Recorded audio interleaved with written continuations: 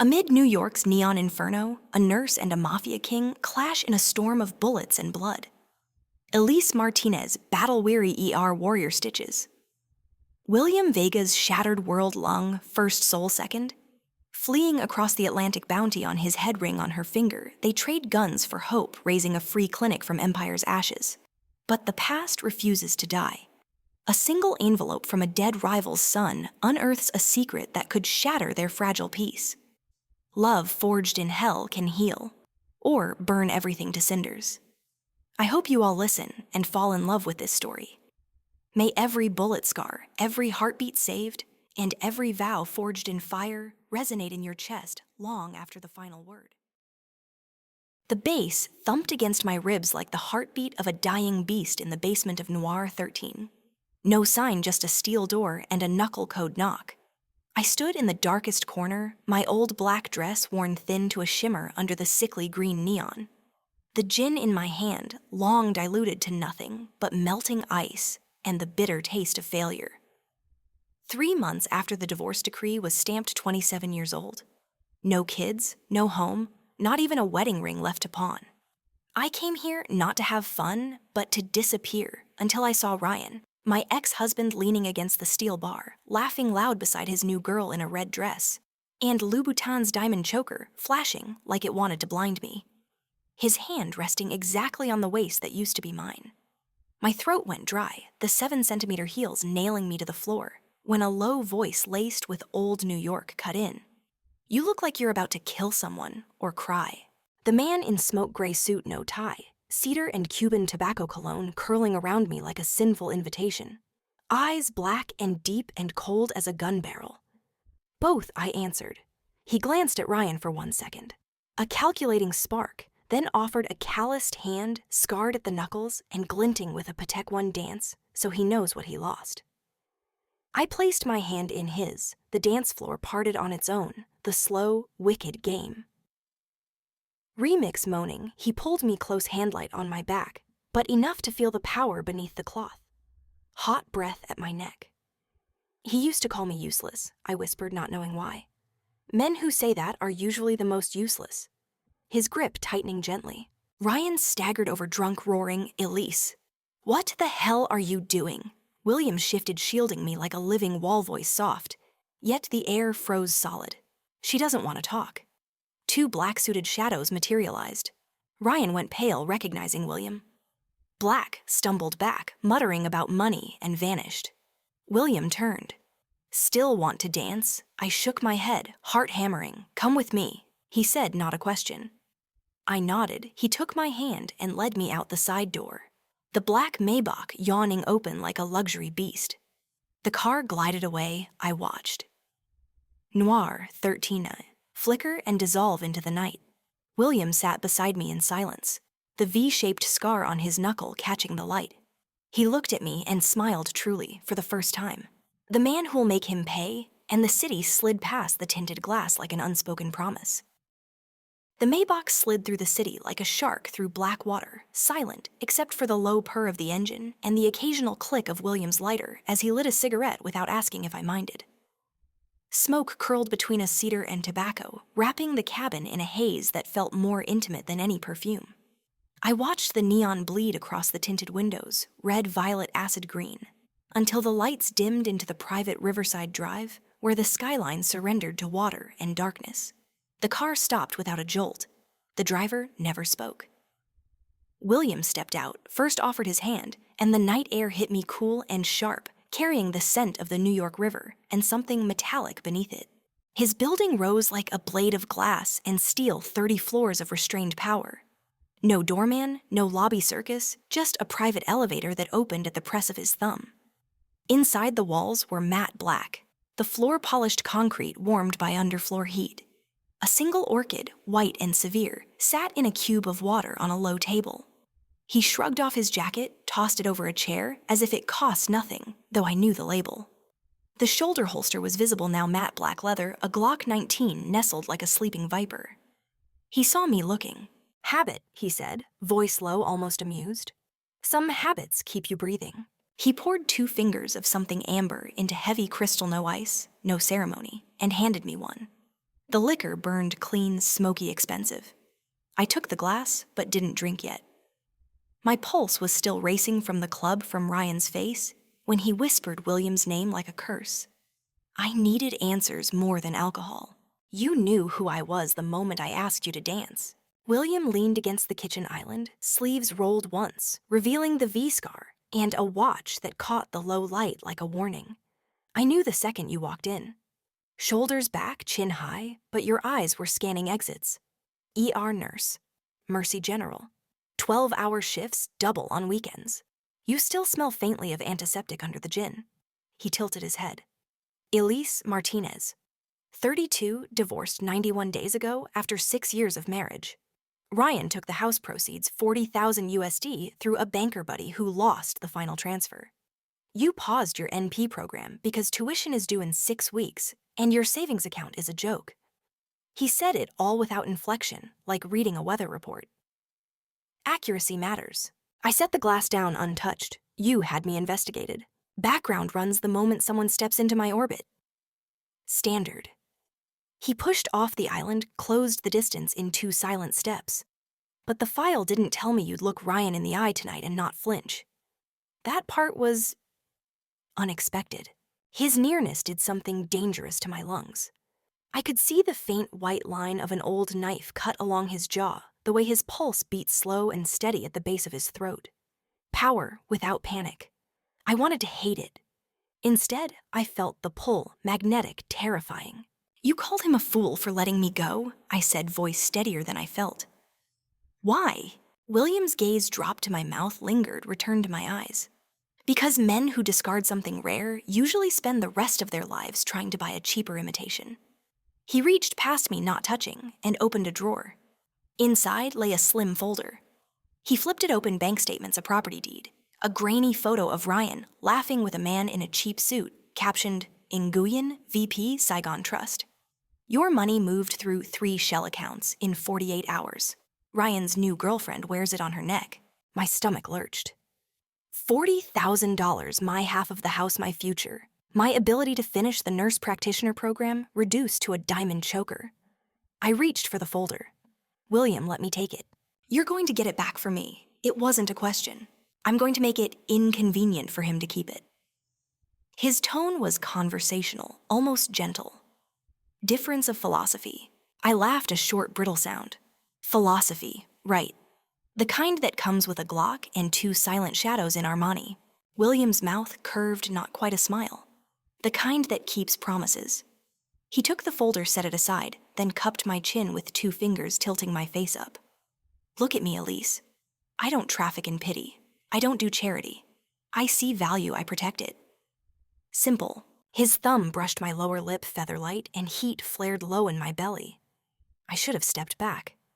Instead, I leaned in just enough for him to feel it. I'm not a thing to be protected, I whispered. I stitch arteries at 3 a.m. while people bleed out on my table. I've held a mother's hand while her child coded. Don't mistake survival for fragility. Something flared in his eyes, respect, hunger, both. Then, don't mistake control for cruelty. I run 3 ports, 2 casinos, and half the construction cranes you see on the skyline. Men beg for my attention. Women offer everything to keep it. You asked for one dance, his voice dropped. And I haven't stopped thinking about the way you said, both. The room shrank to the space between us. I could hear the faint tick of his watch, the hum of the refrigerator, my own blood roaring in my ears. He was danger in a bespoke suit, and I was exhausted from pretending I didn't crave the burn. Show me, I said. He didn't ask what, he simply moved. One hand slid to the small of my back, the other threading into my hair. And then his mouth was on mine, slow, deliberate, a claiming that tasted of smoke and whiskey and absolute certainty. I opened for him without thinking, a soft sound escaping as his tongue stroked mine. He walked me backward until my hips met the cold marble of the island, lifted me onto it without breaking the kiss. My legs parted. He stepped between them, the hard line of him pressing against the thin fabric of my dress. Need raw and shocking flooded me. His hand skimmed up my thigh, stopping just beneath the hem. Tell me to stop, he murmured against my lips, and I will. I answered by arching into him, fingers digging into the muscle of his shoulders. He made a low sound approval warning and kissed down my throat teeth, grazing the pulse point that betrayed how fast my heart raced. The city glittered 30 floors below, indifferent. Up here there was only heat and breath and the scrape of his stubble against my collarbone. When he pulled back, his eyes were black with restraint. "Not tonight," he said, voice rough. "You have a 6 a.m. shift. I'm not the reason you crash." I laughed, shaky. "You're already the reason I'm awake." He rested his forehead against mine, breathing me in. "Tomorrow. 7:30. My driver will be outside Mercy General. Wear the scrubs if you want, I'll still want you. Or open the package that arrives at noon." His thumb traced my cheekbone. "Choice is yours." "Always." I slid off the counter legs unsteady. He steadied me, then stepped back, hands in his pockets, like a gentleman who wasn't currently hard against his zipper. The control was maddening. "What's in the package?" I asked. "Something green," he said, "to match the fire in your eyes when you're angry. And shoes that won't kill your feet after 12 hours of running codes." I swallowed. "You don't know my size. I watched you kick off those heels in the club." "Size 37, narrow. You favor the left foot old stress fracture ER rotation 2 years ago," Chart noted. He shrugged. "Details. Of course. Details were how empires were built. And apparently how a mafia king decided a woman was worth keeping." He walked me to the elevator, pressed the call button. The doors slid open, immediately private like everything else. Before I stepped in, he caught my wrist. "Elise." My name in his mouth sounded like a vow. "Ryan will return every cent by the end of the week. With interest. You don't need to ask how." I searched his face. "And if I say no violence?" He considered. "Then he'll sign the transfer, shaking so hard the pen leaves grooves in the paper. Fear is cleaner than blood." A pause, but not always as satisfying. The elevator began to close. At the last second, he leaned in, brushed a kiss to the corner of my mouth, soft, almost tender. "Sleep, Nurse Martinez. Dream of something that doesn't hurt." The doors sealed. I descended 30 floors with the taste of him still on my lips, the folder of evidence tucked under my arm, and the absolute certainty that I had just stepped off a cliff. Behind me in the penthouse, William poured another whiskey, stared out at the river, and smiled like a man who had finally found a game worth playing. The ambulance siren still screamed inside my skull 3 hours after I'd clocked out of Mercy General, a relentless loop between the monitor alarms, the squeal of gurney wheels, a mother's wail over her child coding, and my own pulse hammering.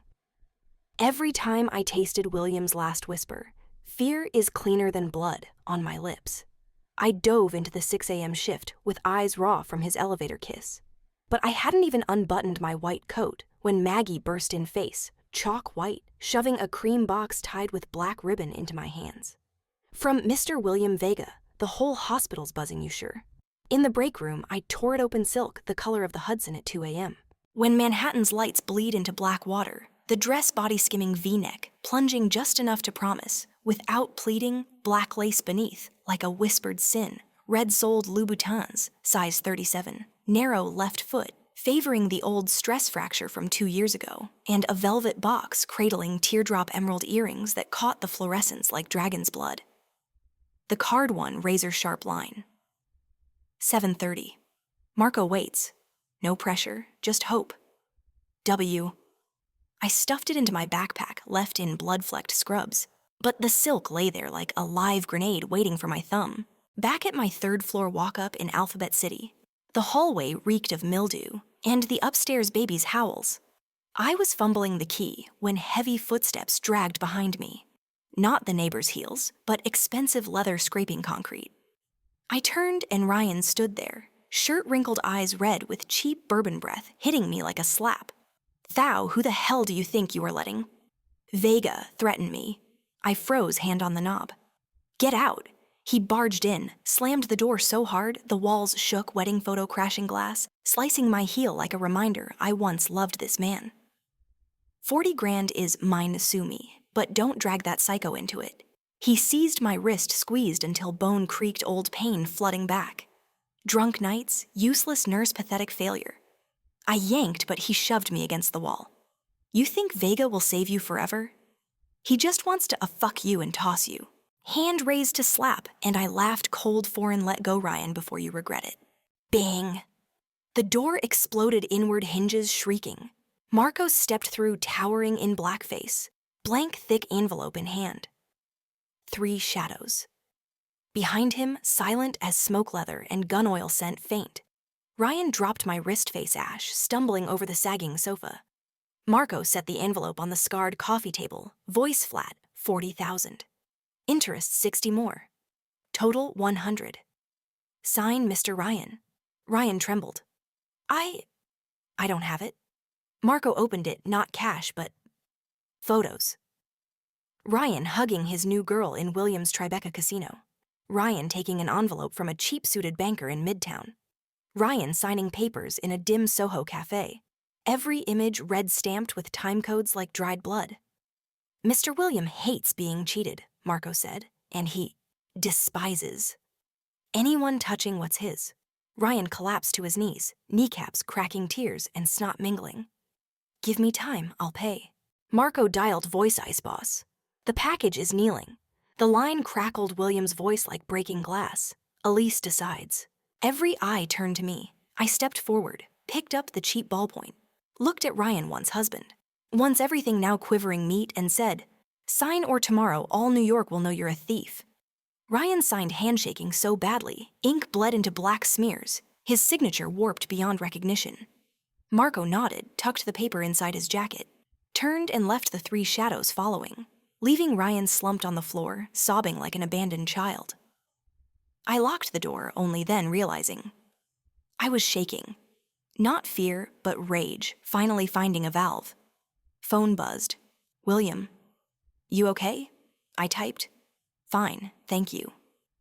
Instant reply.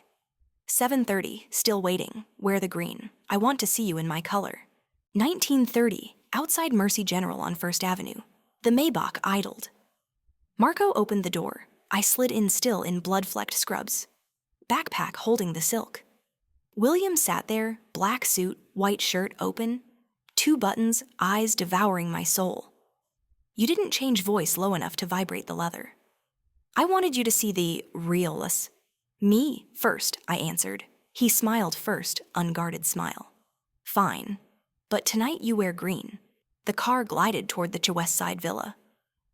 Where last time he kissed me breathless, where he said not tonight because I had a morning shift where I knew I'd crossed a line I could never uncross. 200 villa doors opened, but Marco wasn't greeting. A stranger in gray suit scarf from temple to jaw rasped. Tonight we have guests. William said, voice cold. Steelmen from Vincent Shark. Old rival, he wants to meet you. I stiffened, why? William took my hand, cedar and Cuban tobacco wrapping around me, palm light on my waist. But I felt the gun behind his back. Because he heard I'm protecting. A nurse, he wants to know which girl makes William Vega lose focus. He led me through the dark corridor into the glass-walled room overlooking the Hudson City lights, glittering on black water like watchful eyes. Inside, Vincent Shark lounged on white leather 50 silk robe, heavy gold rings, 2 bodyguards like statues. He looked at me, leered, gold teeth flashing. Pretty nurse heard you made Ryan kneel, impressive. William stood behind me, hand light on my shoulder. But I felt the, safety click off. Vincent continued, voice syrupy poison. William, my offer, give her to me one night. I wipe your old debt, 50 million USD fares. The air froze, blood roaring in my ears.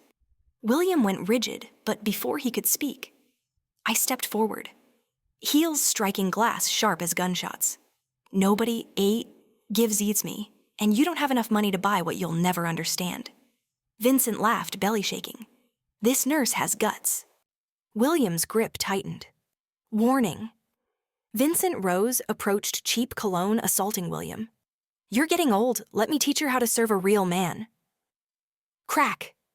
William moved like a shadow, one punch to Vincent's jaw, sending him sprawling, blood-spraying white sofa. Vincent's guards lunged, but Marco and William's team materialized. 5 men. Guns cocked, metallic clicks echoing. William yanked me behind him, voice glacial. Touch her, you die. Vincent wiped blood, snarled. You'll regret this, Vega. William drew his gun, pressed it to Vincent's forehead thumb, flicking safety. 24 hours leave New York, or I feed you to the Hudson fish. Vincent backed away, bodyguards dragging him out, shoes scraping glass like a corpse. The door shut, silence fell. William turned, eyes black. You shouldn't have spoken. I'm not a toy, I said. He stared long, then laughed loud. Sound bouncing off glass, rippling the river. Damn it, Elise, you make me. Alive. He pulled me into his arms, kissed hard, not gentle, but demanding. Tongue sweeping my lips, hand crushing my waist until I felt his heartbeat. We stumbled into the master bedroom. He unbuttoned my scrubs slowly, each button, each breath, lips trailing my throat teeth, grazing collarbone hand, sliding up my thigh, pausing at the hem. Say stop and I will. I answered by unbuckling his belt. Metal hitting marble like a declaration. That night on black silk sheets under city light, we were no longer nurse and mafia king, only skin breath and unspoken vows. He whispered my name between moans, I clawed his back, leaving red maps of war we fused, until dawn crept over the Hudson, exhausted but unwilling to stop. 03, on the balcony, cigarette smoke dancing in river wind. I asked, will you kill Vincent? He was silent long then. Not yet, but if he returns? I placed my hand on his chest, felt the steady beat. Not for me, he kissed my hair, not for you, because I don't allow anyone to touch what's mine. Error 6, in 0. I put the scrubs back on, but the emerald earrings were in my pocket. William walked me to the car. Said, this afternoon, Ryan transfers $100,000. What will you do with it? I looked at him, smiled. Pay tuition, finish the program, open my own clinic. He nodded, pride in his eyes. And I'll be the first patient. The car rolled away. I looked back. William stood there, black suit gun glinting, but his gaze soft only for me. I knew I had stepped into hell, but for the first time I felt alive. 1200's Mercy General Break Room. I was pinning the emerald earrings to my tired reflection when my phone buzzed. Transfer complete, 100,000 USD, Manhattan Trust. William's text. First patient waiting, tonight, 20-0, no scrubs. I smiled, but the smile died when Maggie burst in face, ghost white Elise. 2 gunshot victims. Just rolled in, ones asking for, I ran. ER3, Vincent Shark, lay on the gurney shirt, shredded blood-pooling lips. Purple, but eyes still glittering malice. Pretty. Nurse, blood frothed. William, will die. For you. I froze. His remaining bodyguard shoulder wound roared. Vega shot the boss. Last night, Brooklyn Bridge. William shot Vincent. I dove in, pressure, neg suture femoral artery hands, shaking but brain ice. Vincent lived comatose. NYPD swarmed, sealed the ER. I was summoned to the director's office. 13:30. Director Lee's office faced stone. Elise, are you involved with William Vega? NYPD wants you. If yes, your ears suspended. I stayed silent. Phone buzzed, unknown number. I stepped into the hall. Marco, urgent. Miss Elise, boss, ambushed. Brooklyn Bridge. He needs you. Now. I dropped everything, coat, badge, future, ran to the parking garage. 13:45. Brooklyn Bridge approach, black smoke, billowing, 3 cars, burning stench of gasoline and charred flesh. William leaned against the railing suit, torn blood streaming from left shoulder, right hand still gripping his Glock. Marco provided cover. Bullets whizzing. I sprinted, knelt William. Look at me, he opened his eyes, faint smile. You came. Good, don't want to die? Without seeing you in green. I ripped his shirt through and through, lung massive hemorrhage. Marco vehicle hospital, Marco shouted. No time, they're circling back. 5 black SUVs screamed toward us, windows down, muzzles flashing. William seized my hand, voice gravel. Get me to the river. Boat. Waiting. Can you pilot? I glanced at the crimson Hudson swirling below, nodded. Marco hauled William, I followed. 14 onward under the bridge, A gray cigarette boat. Idled engines growling. 2 of William's men faces bloodied pulled us aboard. We shot into the current, bullets stitching the hullens like hail. I laid William flat-cracked the medkit morphine gauze suture. Hands trembling, eyes stitched. Each pull, each breath. He watched, eyes glassy. You're beautiful. Saving lives. I laughed through tears. Shut up, I haven't cleared you to die. 1530, mid-Hudson, slicing past the George Washington Bridge, toward C. William's Jersey warehouse. His fortress, Marco reported Vincent lives. Put and 20 million on the boss's head, whole city's hunting. William roused, voice weak, but sharp. Elise. Listen. You leave. Money, passport, jet. I cut him, no. I stay. You need me. He searched my face, nodded.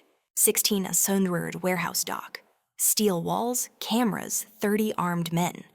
Field or eye transfused sutured a second thigh wound. William lay on a steel cot, eyes closed, but fingers locked with mine. Marco entered face grim bad news. Vincent allied with, in NYPD Chief Lace. Bridges, tunnels, ports, locked down. William's eyes snapped open. Then we break them. I'm not dead yet. 18 Ozeran war room map spread on steel table. William sat up, shoulder bandaged, voice cold. They want my head. I give them the Hashan city. Dim plan. Team 1. Blow the Brooklyn Battery tunnel cut supply. Team 2. Raid Vincent's armory in Red Hook. Team 3. William and I infiltrate Mercy General. Extract Vincent, use him as leverage. I protested, you can't move, lungs perforated. He smirked, I die in bed. That's failure. 2000 moonless night black helicopter touched down on the warehouse roof. William in Kevlar, me in scrubs, but Glock in my waistband. We flew nap of the earth skimming rooftops, landing on Mercy General helipad. Hospital swarming, NYPD SWAT floodlights sweeping. William ordered Marco diversion. Elise and I take the service tunnels.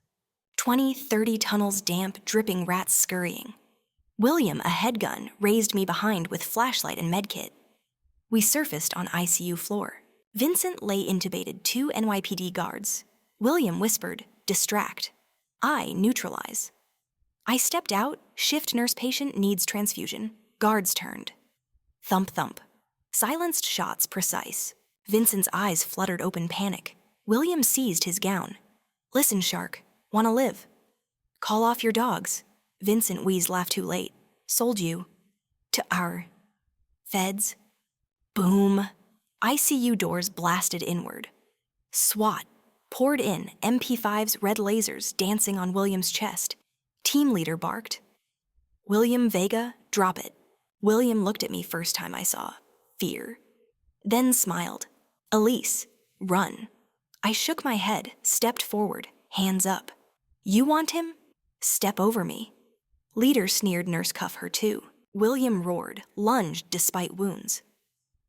Gunfire erupted. I screamed, threw myself in front. Pain exploded. In my left shoulder, I crumpled. William caught me, eyes feral.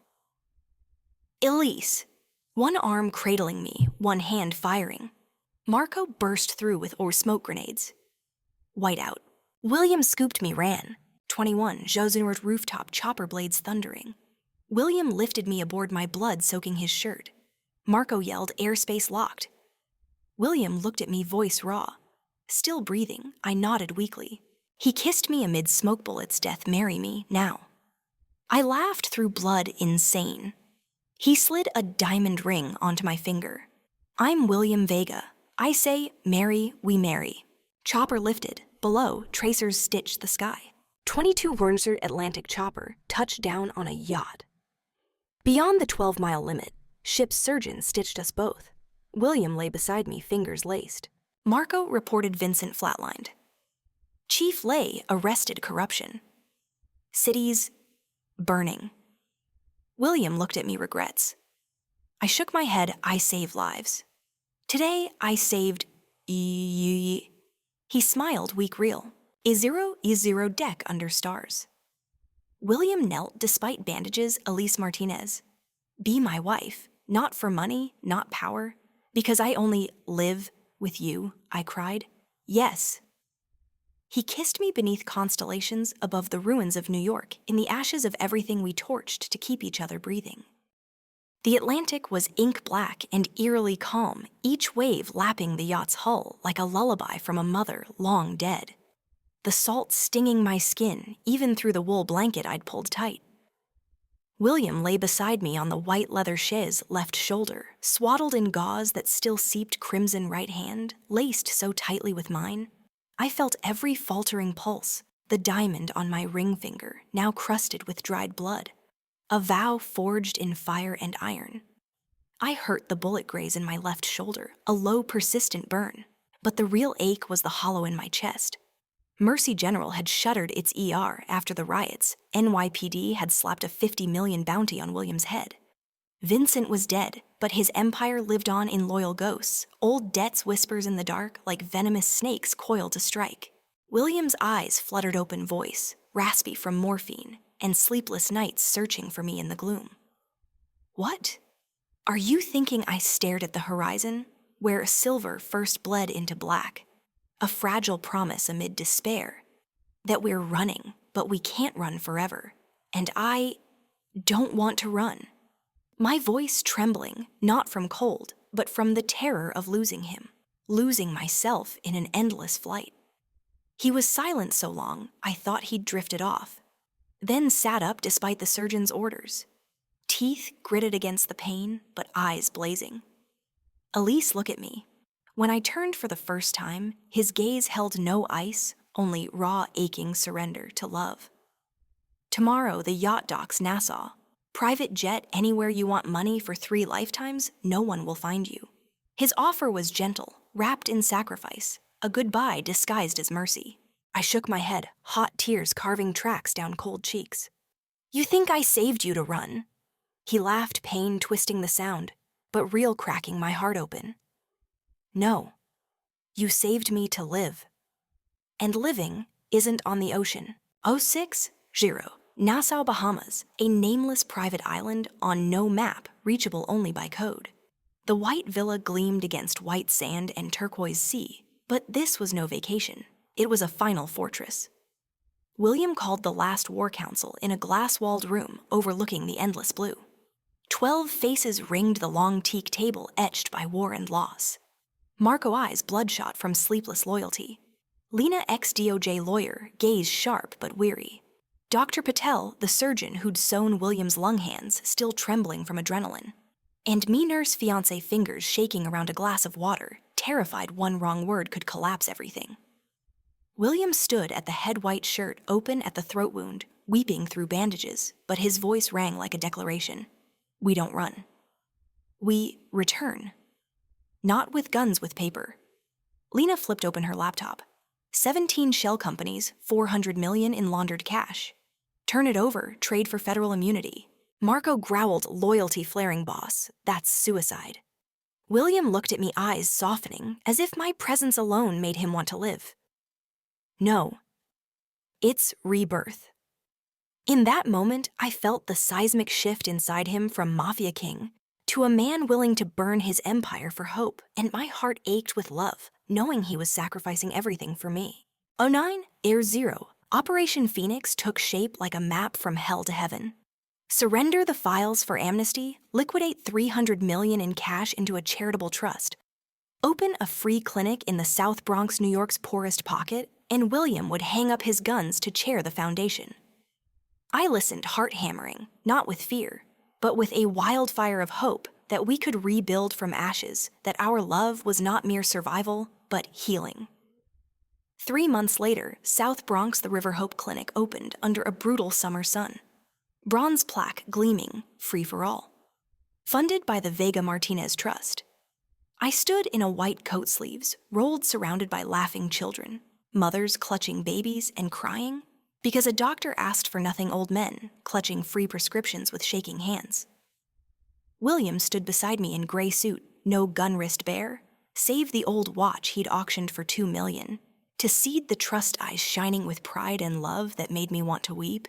Ribbon-cutting camera flashes, no cops, no warrants, only fragile growing faith.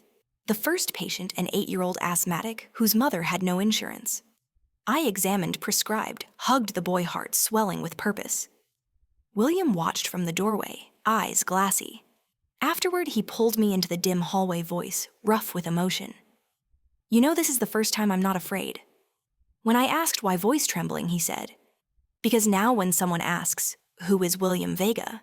the answer isn't mafia boss, it's Dr. Elise's husband."